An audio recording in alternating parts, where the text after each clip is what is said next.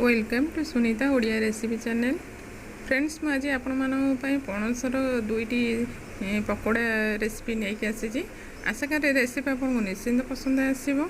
देखी नि मो प्रिपरेसन मुझे पणस पकोड़ा बनी नौ मो सागर कनेक्ट रुहति पणस पकोड़ार रेसिपी फास्ट टू लास्ट पसंद देखूँ। ये मुझे गोटे पणस एमती नहीं जाइली। पणस को एमती चोपा छड़े एमती पतला साइज रे बड़ बड़ खंड कर काटी नहीं देखो मुझे काटिक आग भल भाव दुई थर धोई नहीं गरम पानी सीझे नौ हाफ चामच हलदी गुंड और लुण हाफ चामच पकईकि आगे सीझे नवा।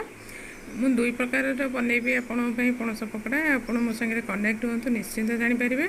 देखूँ मुझे पणस पकोड़ा को सीझे नहीं 5-10 मिनट पर्यटन मुझे सीझे नहीं ये मोर पणस पकोड़ाटा पूरा सीझी जाता मुझे बाहर कर नहीं। आमर पकोड़ा आउ गोटे साइज एमती काटी नहीं पणस देखूँ मुझे पुणी से प्रोसेस सीझे नौ। मो पणस पकोड़ा रेसिपी जब आपको भल लगुए तो please like comment share and subscribe my channel. एबे देखो मु पणस पकोड़ा प्रथम स्टेप मु कौन कौन नौची ये गोटे कप अरुआ चाउल को एमती पानी भिजे नहीं 2-3 घंटा पर्यंत ताकू मुझे बाटी नेबी। मसलार नहीं मु पियाज अदा रसुण और कंचा लंका किसी नहीं हाफ चामच जीरा ये मुझे पकई नौची। देखूँ आपको आम भल भाव मिक्स करदे बाटे नहीं कि आसवा। देखूँ एबे मु मिक्स रे बाटी नहीं आसी। ये देखूँ मुझे सागे आवश्यक तो पणस लुण पड़ता से हिसाब से आप लुण आड करने। ये गोटे चामच लंका गुंड और हाफ चामच हलदी गुंड पकईकि मुझे भल भाव मिक्स कर नौची। यहाँ मोर अरुआ चाउल मुझे बन नौची। देखूँ तापर मुझे ये जो पणस सीझा हो रही ना सागे आड कर नौची। आम 2-3 मिनट खंडे एमती आग एमती बैटर सागर एमती टिके भिजे नवा छाणीबा। एबे आमर आ गोटे पणस पकोड़ा मुझे पणस मुझे सीझे नौ। देखो ये मोर पणसटा सीझीगला। आप बेसी सीझेबे टे 70% आप करे ना आमर पणस पकोड़ाटा भल लगे खावाई। देखो ये मुझे तेल गरम कर एबे आमर चाउल बटा सागर भिजे नक रखा आमर पणस को ये छाणी नौ। देखूँ ये प्रोसेस रे मु आग पकोड़ा टी छाणी नौ। देखूँ एमती गोटे गोटे प्रकार एमती पणस एमती पकई नहीं तेल रे। देखूँ केमती आमर पणस पकोड़ाटे पूरा क्रिस्पी और सुंदर भाव डिलीशियस भाव में छाणी होगला। केते सुंदर कलर देखा जाउची।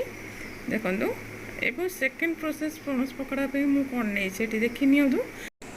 सेकेंड प्रोसेस मु पणस को एमती आमर सीझी जाइए मुझे नहीं किसी कटा जाता पियाज अदा रसुण पेस्ट 1 चामच कॉर्नफ्लोर आमर नहीं हाफ कप नहीं लंका गुंड 1 चामच लुण आवश्यक अनुजाई नहीं हलदी गुंड हाफ चामच नहीं जीरा गुंड 1 चामच गरम मसला गुंड 1 चामच नहीं आमर एमती भल भाव एमती पणस सागर मिक्स करनबा। आपन को पणस को निश्चिंत सीझेबे ना पकोड़ा खाइबा भल लगे कषा अंश रही टेस्ट लगे खाइबा। देखूँ ये प्रोसेस रे मु भल भाव पणस सागर सबुतिक मसला को एमती भल भाव गोल नहीं। आपन को जी पणस थी तार क्वांटिटी हिसाब से आप निश्चिंत मसला ऐड करदे।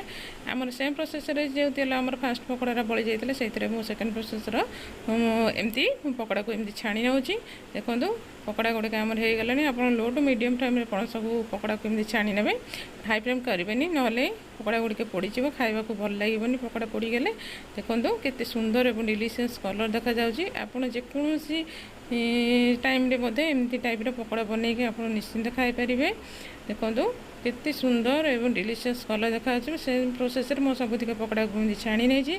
आपको गरम भात और पखाला भात संगे निश्चय एंजॉय करेंगे।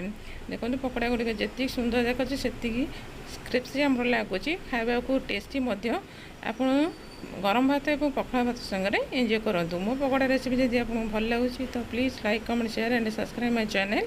देखो मुझे पियाज और कंचा लंका सागर एमती सब कर नहीं आप जेकोसी सस संगे खाईपारे। देखूँ एमती थे मो प्रोसेस पणस पकोड़ा बन खाते आपको निश्चिंत भल लगे। वीडियो भल लगे निश्चिंत कमेंट कर जनाते। Thank you for watching.